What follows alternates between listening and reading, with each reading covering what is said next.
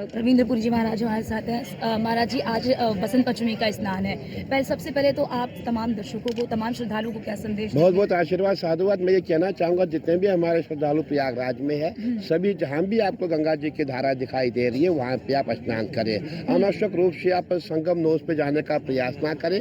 हमारी मान्यता है 5 कोश में गंगा जी है, 5 कोश में कहीं भी आप स्नान कर सकते हैं, चाहे वो दारागंज का क्षेत्र हो, वो चाहे नागवासुकी का क्षेत्र हो, झूसी का क्षेत्र हो। कहने का तात्पर्य है कि जहाँ भी गंगा जी की धारा दिखाई दे वहाँ आप स्नान करें। हाँ, महाराज जी, सबसे बड़ी चीज़ ये है कि आज बसंत पंचमी का समय हमने 29 तारीख को देखा था, एक दुर्घटना हो गई थी। लेकिन उसके बाद क्या आज भी उसी आप राजसाज से निकलेंगे, उसी शाही ठाट बाट से निकलेंगे जिस तरह से हमने 14 तारीख को जो तस्वीर हमने देखी थी? बिल्कुल, आपने देखा होगा जो हमारी परंपरा है, जैसे हमारी परंपरा बनी आ रही है वैसे हमारा स्नान होगा।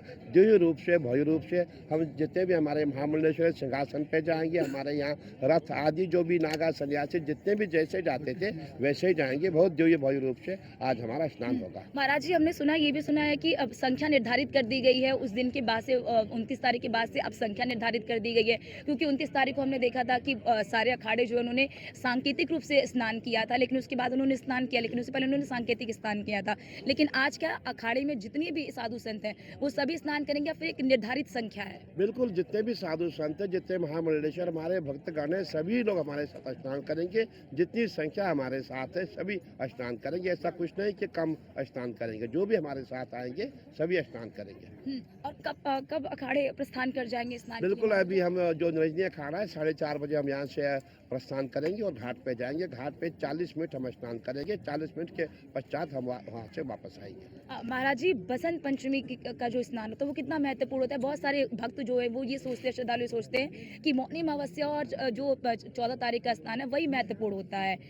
ये जो बसंत पंचमी का स्नान है ये कितना ज्यादा महत्वपूर्ण होता है? नहीं, देखिए, बसंत पंचमी का स्नान भी बहुत महत्वपूर्ण होता है। ओम सरस्वती शुक्ल वर्णे वीणा पुस्तक धारणी त्रिलोक वंदती देवी प्रसन्न भव सर्वदा। आज माँ भगवती सरस्वती का दिन है, बसंत पंचमी है। आज पीले वस्त्र पहने चाहिए, आज पीला भात खाते हैं और पीले वस्त्रों का दान किया जाता है। बहुत महत्वपूर्ण दिन है और आज हमारे जो शरीर में पूरा संचार होता है, नई ऊर्जा का संचार होता है। और आज के दिन सभी को गंगा जी में डुबकी लगानी चाहिए, आस्था की डुबकी लगानी चाहिए और ज्ञात अज्ञात के पापों का प्रायश्चित हो जाएगा। महाराज जी, क्या व्यवस्थाएं जो की गई हैं आप उनसे संतुष्ट हैं? अखाड़ा परिषद उससे पूरी तरह से संतुष्ट है?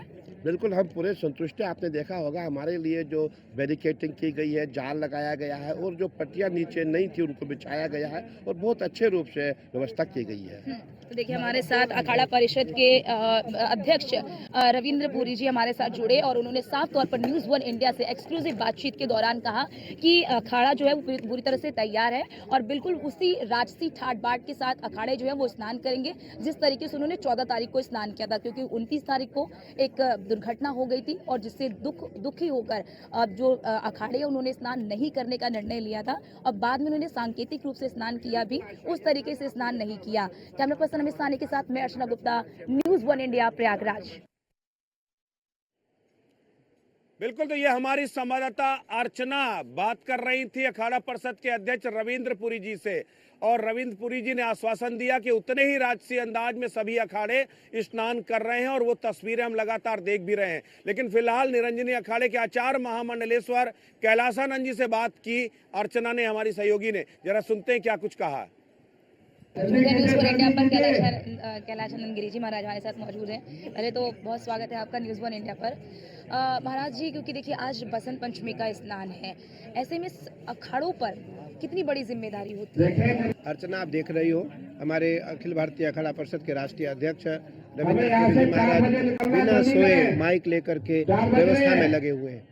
मुझे लगता है कि बहुत बड़ा दायित्व है अखाड़ों के ऊपर, बहुत बड़ा दायित्व है परंपराओं का अखाड़ों के ऊपर।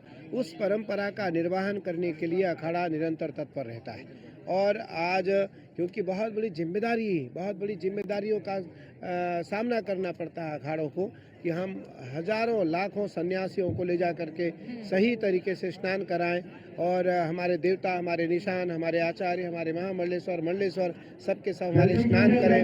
हमारे प्रतिनिधित्व में अखाड़ा के प्रतिनिधित्व में और आचार्य के प्रतिनिधित्व में सब सारे सन्यासी सारे नागा जाकर के स्नान करें और मैं विधिवत अपने देवी देवताओं का पूजन पाठ कर सकूं, गंगा का पूजन कर सकूं, भगवान सूर्य का पूजन कर सकूं, विश्व के लिए, राष्ट्र के लिए, राज्य के लिए, अपने देश के लिए मैं मंगल आशीष परमात्मा से मांग सकूं। महाराज जी, मैं आपसे ये भी सवाल पूछना चाहती हूँ, क्योंकि देखिए बहुत जिम्मेदारी होती है अखाड़ा परिषद पर, लेकिन बात अगर हम कर ले आज के इस स्नान की, क्योंकि इस स्नान के साथ ही अमृत स्नान का समापन होता है, उसके बारे में क्या कहेंगे? देखो, आज अखाड़ा का आखिरी तीसरा अमृत राजसी शाही स्नान है और इस शाही स्नान को लेकर के अखाड़ा इतने आह्लादित है, महात्मा इतने प्रसन्नचित्त है जिसका शब्दों से वर्णन कर पाना संभव नहीं है। अखाड़ों की एक उद्देश्य रहता है, एक लक्ष्य रहता है कि मुझे शाही स्नान मुझसे न छूटे, कुंभ मुझसे न छूटे, और उसको लेकर के आज सबके सब नागा, सन्यासी, साधु, महामंडलेश्वर, मंडलेश्वर, अखाड़े, आचार्य सब अपने अपने कामों को छोड़ करके, अपने मठों को छोड़ करके तीर्थराज प्रयाग में और आज हम उस परंपरा का निर्वहन करते हुए सब अपने समय से आए और समय से अपने रथ पे बैठ करके हम सब गंगा स्नान के लिए, हम सब अमृत राजसी शाही स्नान के लिए प्रस्थान करने वाले हैं। जी महाराज जी, क्योंकि हमने पिछले बार देखा था कि 5 बजे अखाड़े निकले थे बड़े ही अपने पूरे राजसी ठाट बाट के साथ, ऐसे में जो पिछले अमृत स्नान पर हुआ, क्या उनको देखते हुए हम देख रहे हैं कि अखाड़े पहले प्रस्थान करें, समय में क्या बदलाव किया गया, इसी को देखते हुए? समय में आगे पीछे बदलाव होता रहता है, 10, 20, 25 मिनट का बहुत बदलाव नहीं होता। और सबसे पहले महानिर्वाणी जाएगा, महानिर्वाणी के साथ अटल है, उसके बाद निरंजनी आएगा, निरंजनी के साथ आनंद है, उसके बाद जूना जाएगा, जूना के साथ आवाहन और अग्नि है, फिर वैष्णव जाएगा, वैष्णव के साथ 3 वैष्णव अखाड़े हैं, निर्वाणी अणी, दिगंबर, निर्वाणी अणी, दिगंबर और निर्मोही, 3 अखाड़े वैष्णवों के हैं, फिर 2 अखाड़े उदासियों के हैं, बड़ा अखाड़ा उदासीन और नया अखाड़ा उदासीन, फिर 1 अखाड़ा निर्मल है।